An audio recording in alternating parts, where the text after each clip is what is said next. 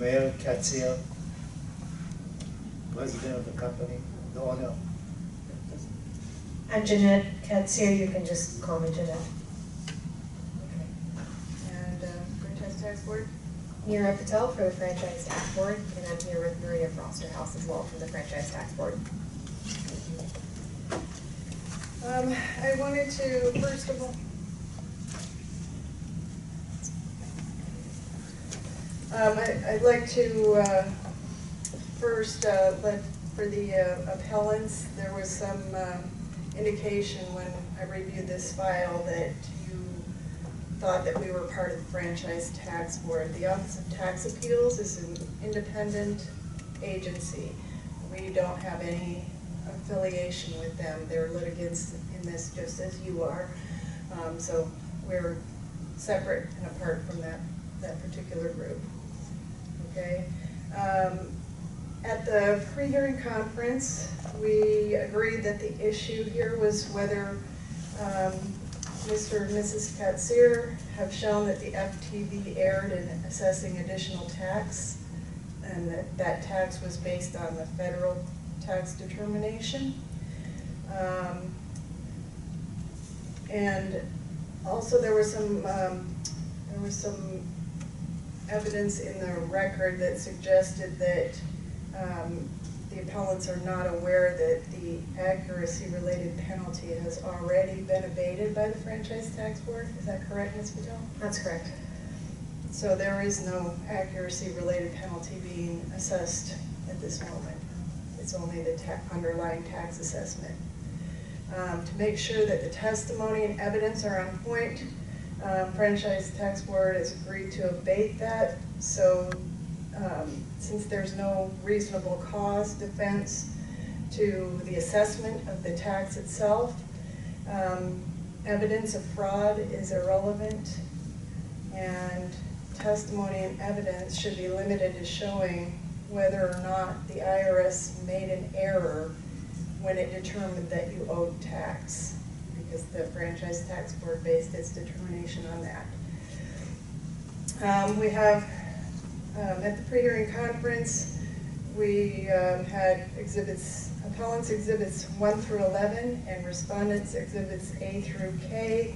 There were previous stipulations to admitting those into evidence. Has any of that changed?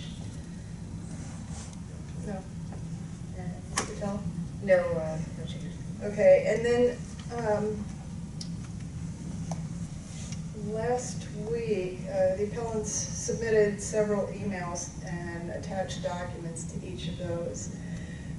The Franchise Tax Board did make a timely objection to those based on lack of relevance and the tardiness of the documents and duplication of other exhibits.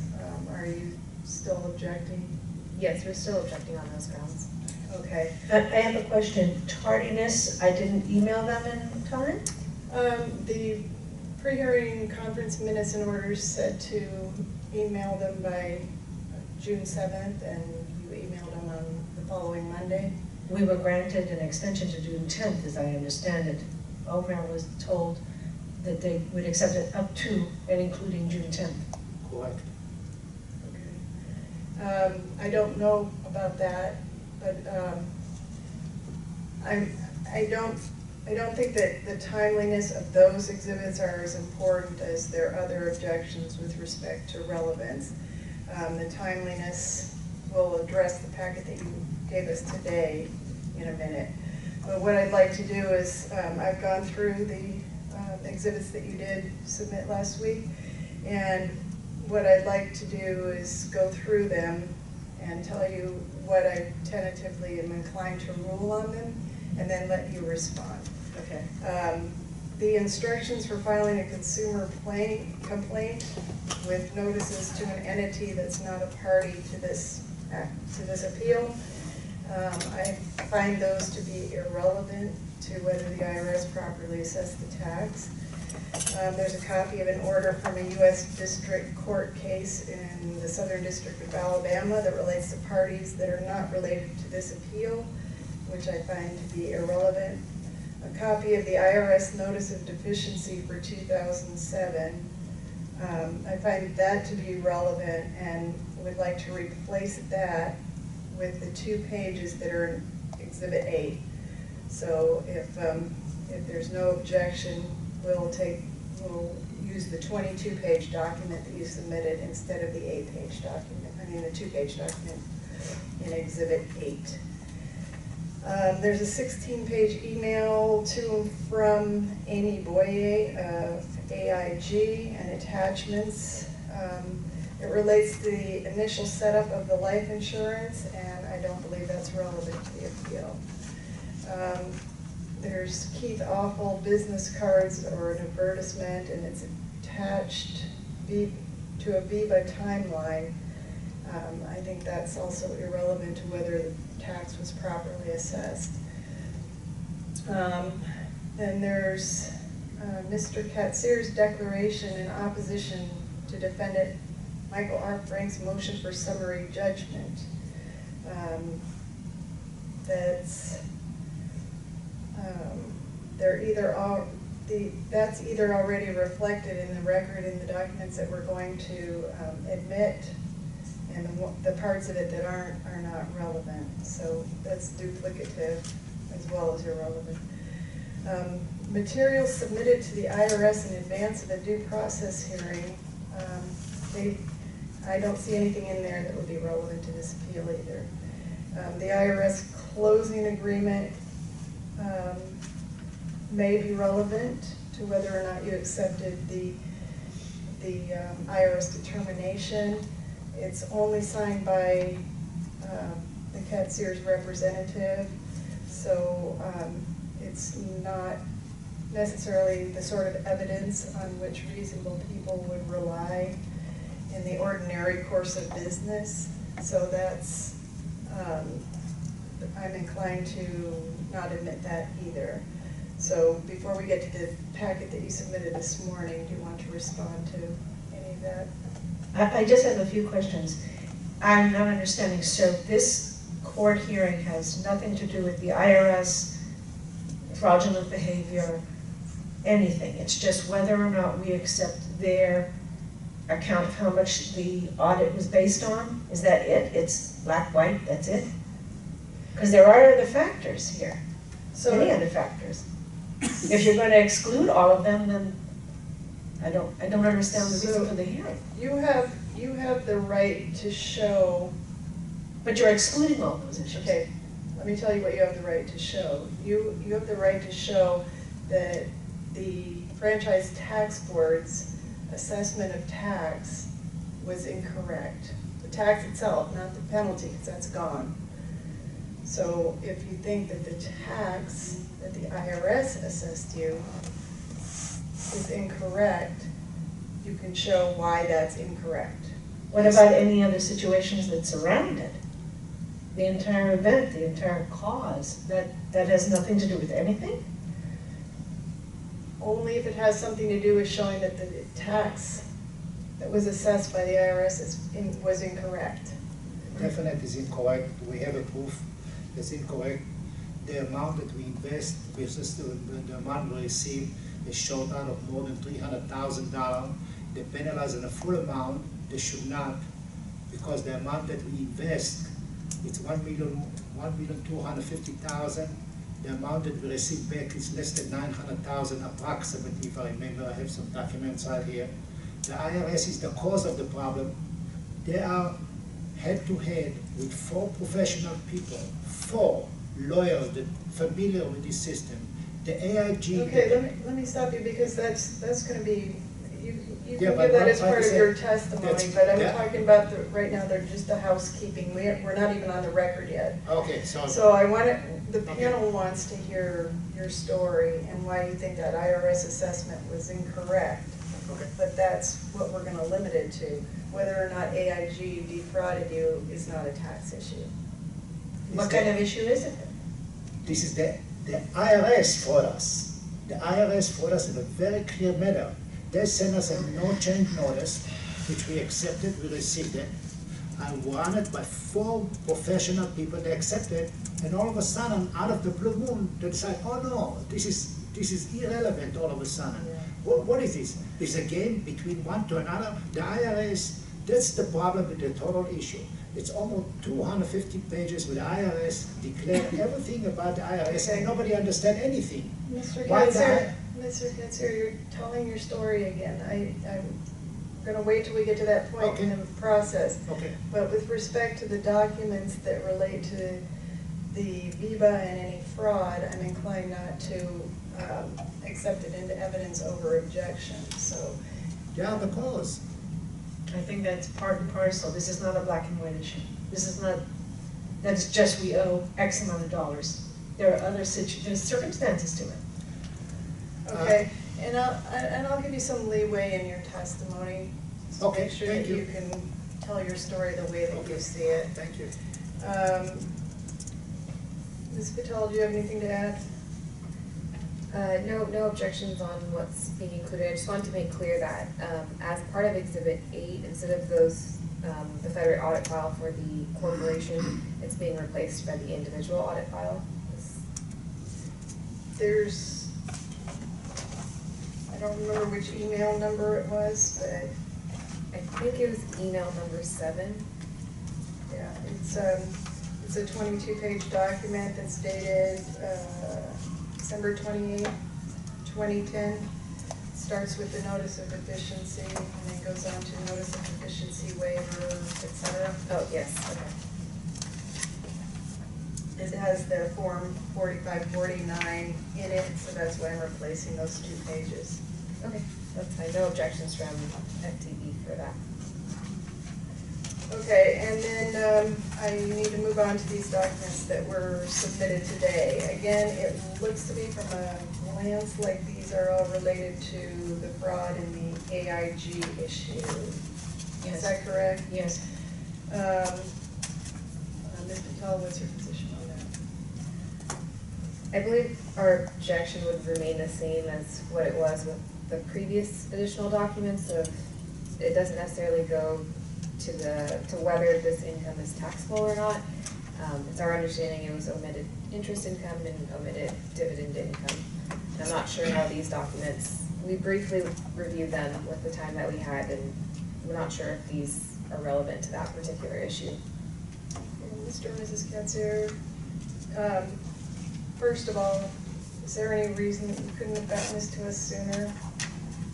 No, we've been just trying to figure out ways to, we're not attorneys, we're regular folks. And over the weekend, we just thought that maybe this would help, maybe this would. This is not a black and white issue. I know you guys want to think it is, but not for us. And this corroborates, we feel, to show we entered into this in good faith. They tricked us, and we feel that this should have some bearing on this case. Again, it's not a black and white issue, otherwise what's the purpose for the tax appeal meeting?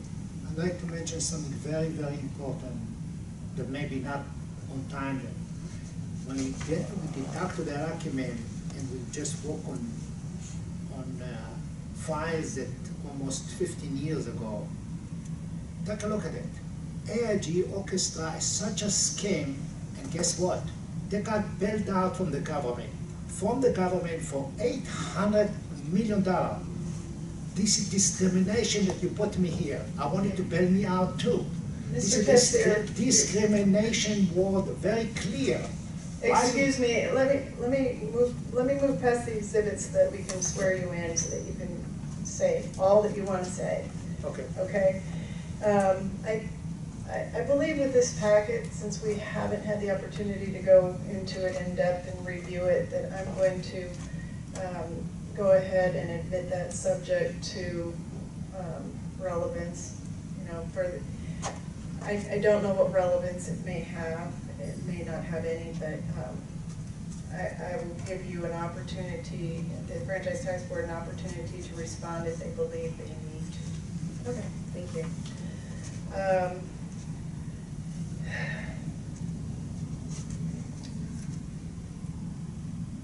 There were,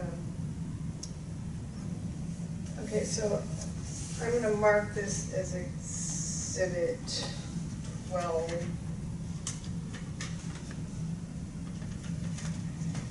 And there were 2 subpoenas requested, one for Amy Boyer, an attorney for AIG, and one for Peter Morden, regional VP. With respect to Ms. Boyer, to the extent that the amount of AIG settlement with appellant is relevant, Ms. Boyer's testimony is not necessary since you've already provided documentary evidence and you can testify to that yourselves. With respect to Mr. Morden, appellants have not offered what the content of his proposed testimony would be as it was directed in the letter from the Office of Tax Appeals, and therefore even had we issued the subpoenas, they would not have been able to be served in time. So that the subpoenas requested are denied.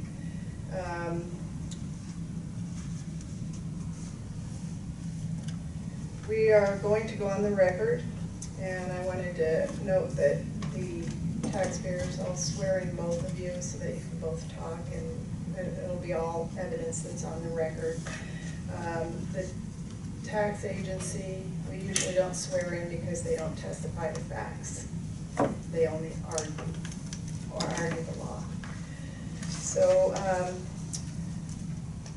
we'll go on the record. And this is the appeal of Omer Katzir and Jeannette Katzir. Am I pronouncing that correctly? Yes. It's case number 18043046. The date is June 19th, 2019. The time is 10:16 a.m. and we're in Los Angeles, California.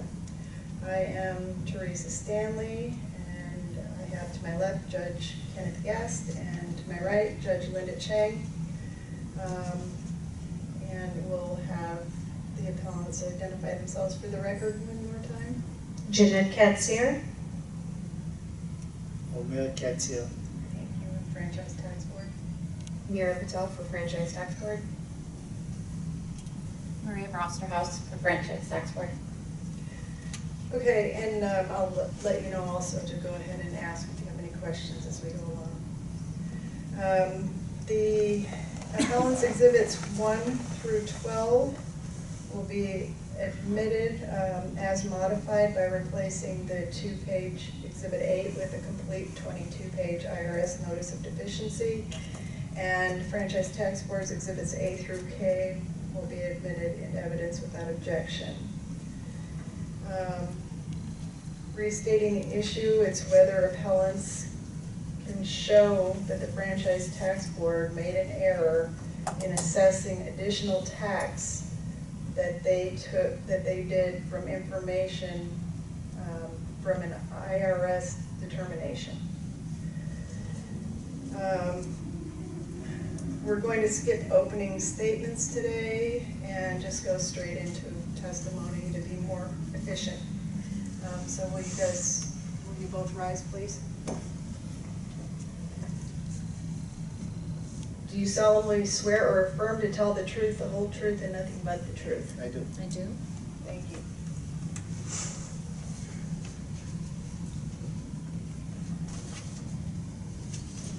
Okay, we discussed at the pre-hearing conference that you anticipated about 15 minutes per witness, and I'll let you decide who wants to go first.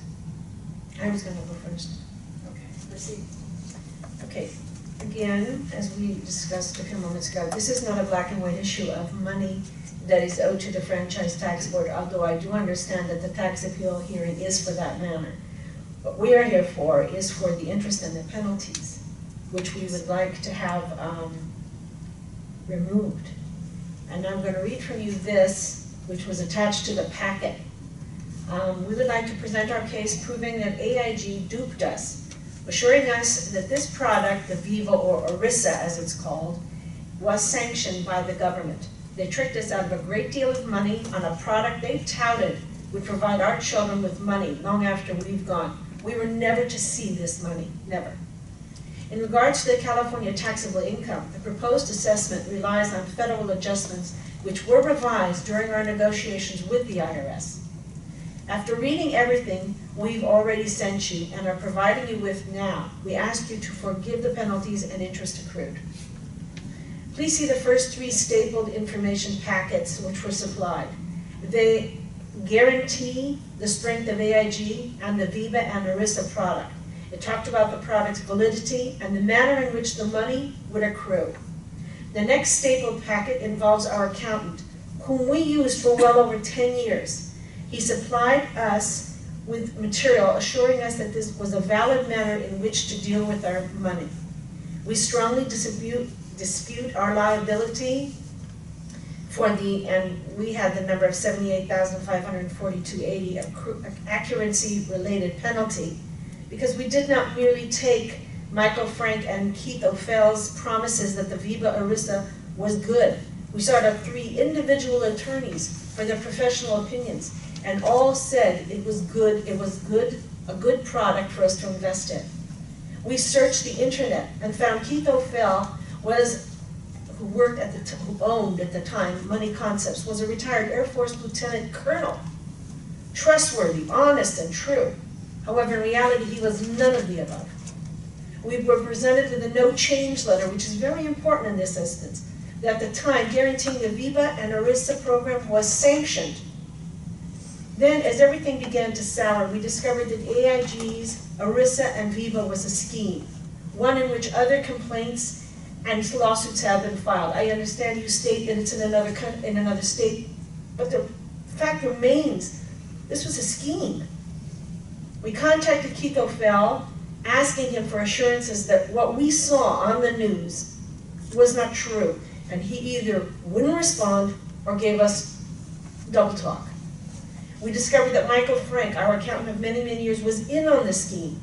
We found this when we found a business card with his wife's name on it. We never saw this before. We turned him over to the Department of Consumer Affairs California Board of Accountancy. Comerica, who was the trustee for the Southern California Retail Merchants League Voluntary Employment Beneficiary, which was the trust name, began their own lawsuit against Keith O'Fell and AIG. Finally, please find just a few of the emails that we wrote to Keith O'Fell, informing him that we had been tricked and wanted their help, but we got no help. We hope this presents to you verification and proof that we are the victims. We suffered financially and emotionally at the hands of people we trusted. Your IRS and FTB tax forms are hundreds of pages long. Normal people cannot figure this out. So we sought out professionals, and to our chagrin, we were tricked by them also. After a long and very financially ugly lawsuit, we did recoup some of our money. I say some because we took a large financial hit, not to mention the amount of money we lost in paying lawyers and forensic accountants. Please find our legal protest by our then attorney, Stephen Pikelet. It was filed in the court in October 30th, 2014. We are good people, good business owners, and good contributors to society. Something we cannot say about Michael Frank and Keith O'Fell. However, they're walking around now, having business, living life on our money, on the money they tricked us out of. The IRS has seen fit to understand that we are innocent and have forgiven us. And we ask the Franchise Tax Board and the Office of Appeals to do likewise. Victims shouldn't be victimized twice. Go ahead. Okay. Jeannette say about most of the thing, but I'd like to mention a couple other things. First of all, the investment, the initial investment of $1,250,000, we received approximately $900,000. Nobody gave us a break on the $350,000 losses, which we actually did lose black and white. The second thing, I remember very clearly went to Van Nuys with a paper with a note change to the IRS, and I don't remember the name because it was a long line. By the time my time it was almost over, and I asked him, is this okay? Yes. 3 lawyers say yes. AIG say yes. VIBA say yes. Everybody say yes, and all of a sudden, like I said, and Jeannette said, it's hundreds of pages to read through that average person cannot read. The IRS are blamed directly to this particular scheme. Why did not make it clear? To an average person that need to pay the tax, and this so vague. You telling me that you have 1, 2, 3 lawyers, dumb like hell, that give us the blessing, they said, okay, AIG, that the largest company that get built out with $800 million, they said this is focus, So who is right? Is the IRS right? Or those people are right? But we stand between in the middle. And what makes me upset about it, the most upset about it, everybody got away from nothing. Kitofel got $250,000, him and one time he sent us a picture of his big yacht that he sent it to us, at least $1 million yacht according to my calculation. He is free. Michael Frank retired. All those lawyers living with the money that they got together. AIG is the largest company of insurance in the world. Go to Singapore, go to Malaysia, go to Hong Kong, go to China, and they got bailed. Beside all the money they have the biggest buildings in the world. They got bailed by the government. They got bailed with $800 million. It's in the news, it's documented, everything is clear there. But we, zero. We clearly discriminate on this particular thing. I want us to leave us alone, let us be free, go after the people that have the money, and give us the same right to get bailed out by the government. We are tiny little people, and I have evidence. Hundreds of small business persons go bankruptcy. The government, small business is like washed out. They have no more small business because we work as hard as we can, and we get bombarded with documents. Take a look at it. Just one thing. On a page like this, 110 pages to read. How can I read these pages? How do I know it? I have to have a professional person. And when the professional person better, the IRS say, no. So what is a joke between the two people? I want to know who is right. I want you to bring the IRS and talk to those three people, the three professional lawyers that specialize with Arisa matter, that bless it, and then all of a sudden they say no. Who is right? Again, three professional people, are they not qualified to say yes or no? Who should we trust? So, discrimination, who should trust? The IRS have to clear from now on, from today, they have to clear every word they say about taxation, that we, as the small business person, can read it, can understand it, without to hire those untrustable people. Kitofel, a colonel, shows us picture of Air Force, all his war, an army, and it been in wars and everything like that. I'm an army man. I can trust army men, hand to hand, because I know the dignity and the respect we have as people that serve the country. Here we are, fighting what? That we owe them?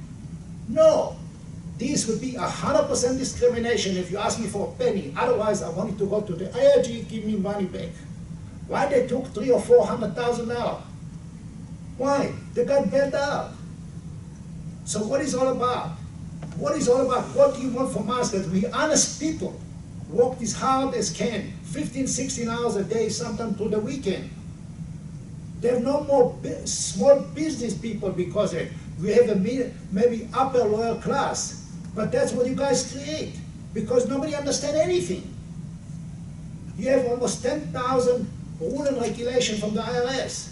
What, are you making a joke out of us? I'm asking you, seriously, are you making a joke out of us to read it, to understand what's going on? I'm upset about it. And if you take a penny from me, I will call it discrimination. Thank you. Thank you. And first of all, thank you for your service. Ms. Patel, do you have any questions of either of the witnesses? No questions. Judge Gass, do you have any questions? No questions. Judge Chen? No questions. I would like to ask the Franchise Tax Board a few questions that I think might help the appellants to understand what's happening. Ms. Patel, would you mind explaining how this tax liability came about? Sure. So the IRS assessed additional taxes, and based off of that IRS assessment, the IRS told Franchise Tax Board the additional tax that was assessed. The IRS initially did assess a penalty. However, they abated the penalty, and we did the same thing. So at this point, there is no penalty at issue. It's just the additional taxes based off of the IRS's information. The franchise tax board took the IRS's information and then made our own assessment of tax, and that's currently what is at issue. It was protested and then now appealed. And can you explain to them what income is being taxed? Yes, so Exhibit C of the Franchise Tax Board's opening brief goes over the federal changes that then conform to California law. Mainly, the two items of income were omitted interest income of, I'll look the exact amount, of about $9,300. Other income, which was seen to be as dividend income, of about $1,122,000. And based off of those additions to income, we allowed for additional itemized deductions of about almost $40,000. So that did lower the taxable income, but it was basically those two adjustments to their income. And were the ordinary dividends based on something related to this VIBA that the appellants are talking about? I can't say for sure where the deduction stemmed from. It's my understanding that appellants have a business and it was related to that business. So it was some adjustment that the IRS made at the corporate level that then came to them as shareholders as dividends, but they may be more aware of how that dividend income was distributed to them. Okay, and then the other thing that they raised, well, actually two things that they raised, if you could explain. They are talking about a 78,000 something accuracy related penalty. Was that from the Franchise Tax Board? So I believe the 78,000 accuracy related penalty was assessed on the federal level by the IRS. Again, once the IRS looked into their case and abated that penalty, the Franchise Tax Board did the same. So at this point, there is no penalty at issue. We have removed that from our assessment. It's just the additional tax and interest. Okay, and lastly, they mentioned that they get no break on their losses, which I believe, Mrs. Katzir, you settled on that in 2015, I believe. Yeah, $300,000 approximately. I do not have the detail exactly. We can search to it, but it's over 300. If those are valid losses, Ms. Patel, would that affect the 2007 tax year? It very possibly could. If they're capital losses, they could amend their return and take those losses. However, I'm not sure exactly how those losses stemmed, what type of losses they are, but they're entitled to file an amended return to show those. And possibly not in that tax year. Right. If they stemmed into a different tax year, then they would file an amended return for whatever tax year that loss did occur in. Such as perhaps 2015 when they settled? Yes, if the facts do allow that, then that would be allowed. Okay. Could I have some input about the 1,100,000 or the 1,250,000? You want to address that? Yes. Oh, that's Okay. fine. The 1,250,000 was an accumulation over many years. We didn't make one. I wish, but we didn't make 1,250,000 in 1 year. It was all accumulated. And so when we deposited that money into the Viva product, we emptied out years worth of savings, years. And then we thought that the Viva and ERISA plan would work. When it didn't, it hit the bank all at once, and we were taxed all at once. And that's where that figure comes from. Just don't want you to think we make 1,250,000 every year. Wish. Yes, so Okay, thank you. Do you have any other questions? Any follow-up questions? Okay.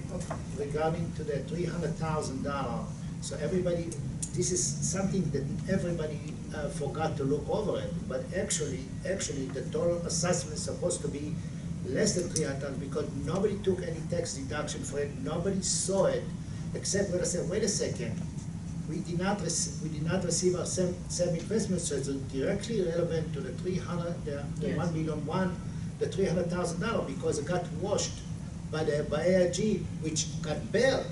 Again, I'd like to know how we get to the issue to discriminate us.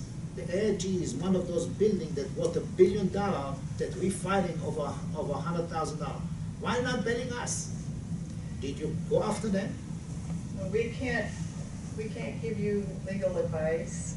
We're only here to hear a tax appeal, nothing related to AIG fraud. And with respect to the potential to take a tax deduction for the losses, I can't tell you if you can and how to do that, but I can tell you, you probably should talk to your tax preparer about the possibility. We don't trust anybody anymore. I understand. But the 300,000 is supposed to be part of this package because we talk about something that belongs to this 1 million two that we received $900,000. So it belongs to that. Somehow this has to be the connection between the $300,000 plus that we lost us. Because matter of fact, when we talked to them right after the 2007, 2008, we start to understand about this scheme, and she told me, oh, the value of this was a bad economy. I said, oh, we're going to give you only $500,000 at that time. So we did not know who to go to. And then slowly came up to $900,000. So we really, this is part of this package. Because right now, who are we going to go to get this $300,000 for? The form and the document, so I like and suggest to be part of it is to try to help us because we are super victim on this particular one. Super victim. They cannot see it because they're looking in their eyes, money, money, money, money. But what about us? We are not a criminal. We did not do nothing besides trust people.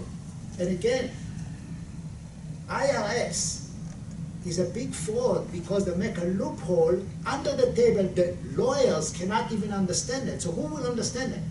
Tell me, who should understand the IRS rule and regulation besides the professional people? They need to go back to school to understand it? Every Tuesday, Wednesday, they're changing the rule. So the IRS is a blame, big effect. The franchise tax board also the blame because take a look, 110 pages. So I wanted to take it to consideration. I want to reduce the penalty, to reduce the amount that we owe, and let us live our life as a normal people because we have too much stress in our lifetime right now because all this issue. You know, sleepless night. Why should we have it? Because everybody is vague. When a person comes to my business and he buy wood floor, believe me, coming with a smile from here to here. 450,000 clients so far from 1975. Happy. You know why they're happy? Because I make sure that I make it 100% clear. But the IRS have rights to do what they want? No. The franchise is supposed to do what they want? No. You try to read it and understand it. You have to be, before you become a business person, you have to go to college. You have to understand it. But a businessman, you just come to become a businessman without to do that, is absolutely very vulnerable to mistakes. And we did not have a mistake. Even the lawyer make mistake and the IRS make mistake. So who to blame? I want the IRS to come to explain about the Viva why they give me no change later, and 5 minutes after, oh no, it's not right. So this is something wrong with the system. That's what I'm trying to say very clearly. The IRS is the blame. That create an uncertain and vague idea about everything. It's not right. Thank you. Okay, it looks like you jumped straight into your closing argument, which was where I was going next. So do you have any other comments or statements that you want to make to wrap up? Very simple. I'd like you to forgive me about the whole scenario about it. Let me live in peace. Let me live my life, and believe me, next time I don't even, matter of fact, I don't even trust anybody anymore. Everybody say, oh, you can make money or this. I don't trust anybody. This is sad. It's very sad to get to this situation. I want to be forgiven from the tax board, from the IRS, and matter of fact, I'm going to write a letter to the IRS to forgive me by the $350,000 that I lost to give me additional money back. We had to refinance our house to pay until I'm 94 years old. I have to work to pay for it. This is crazy. This is absolutely crazy when I put myself into it. I would only add that I understand the franchise tax board is here. They're supposed to collect their money, and that's what they're here to do. But again, this is not a black and white issue. If it was a black and white issue, then the Office of Appeals would have no reason. There are issues, and I pray that you will consider them, rather than just say, well, 2 + 2 is 4, and that's the end of it. It's a little harder than that. I'd like to mention two more sentences. And every issue have a root of a matter. When the tree starting to fall apart, the root is the problem. You have to look at the root of everything that happened, why it caused, why we are here, why we get penalized, and take a look at it. Don't look at me, point the finger to the IRS that they caused the problem. They give us a no change letter, and they change it. They are the problem, not we are the problem. Yeah. We just follow. It's true, had the no change letter held, we wouldn't be here. Why did they change it? What is the reason? Because it's Tuesday they change it, and Wednesday they do not. Ask anybody here if does not understand the law of the IRS. I bet you even you're a judge and you do not even understand it. You have to hire a lawyer to try to explain to you. So what we are lame. Lame. So I like to be forgiven for everything. I like to go home and peacefully and relax and enjoy my life. I'm almost 70 years old, and I still have to work until 94 years old until I pay my last payment for my house. Thank you. Thank you. Finished. Ms. Patel? Good morning. Respondent properly assessed additional taxes for the 2007 tax year, and appellants have not shown error in the assessment. The Internal Revenue Service, or the IRS, audited appellant's 2007 account and assessed additional taxes. Respondent made the corresponding adjustments and assessed additional taxes. These included increasing appellant's taxable income by interest income and unreported dividend income, while also allowing for additional itemized deductions. Respondent's adjustments that are based on a federal audit are presumed correct, and appellants bear the burden of proving that these adjustments are in error. To date, appellants have not provided any evidence as to why the adjustments to their taxable income are incorrect. In fact, the IRS has not made any subsequent adjustments to their account, and appellants have paid their federal liability. The only arguments that appellants make is that the additional income was from an investment opportunity that was actually a tax avoidance scheme. And while these are unfortunate circumstances, the Revenue and Taxation Code does not provide for a remedy for this situation. Appellants have the burden of establishing why the omitted income is not taxable by California.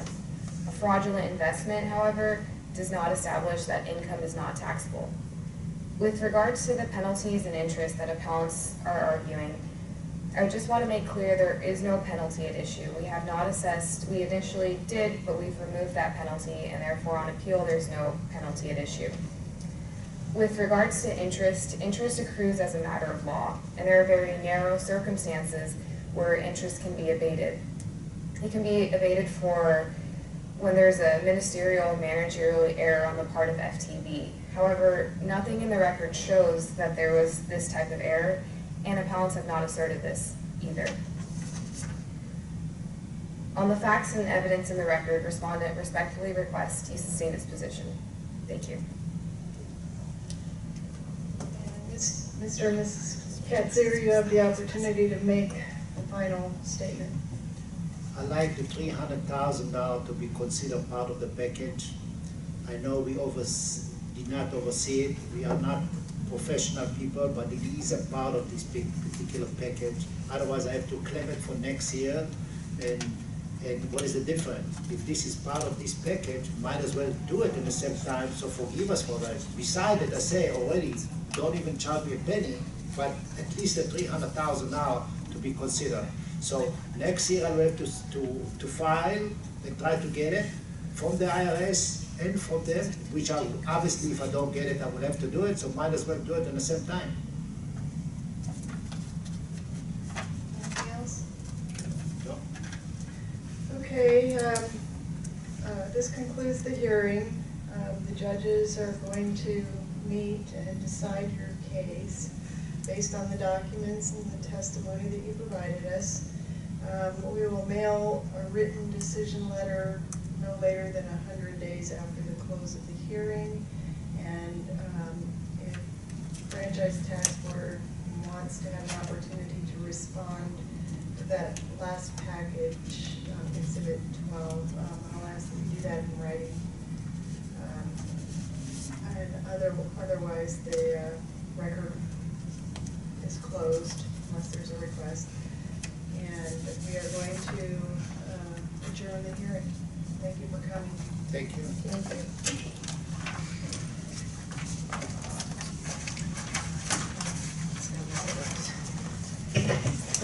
you.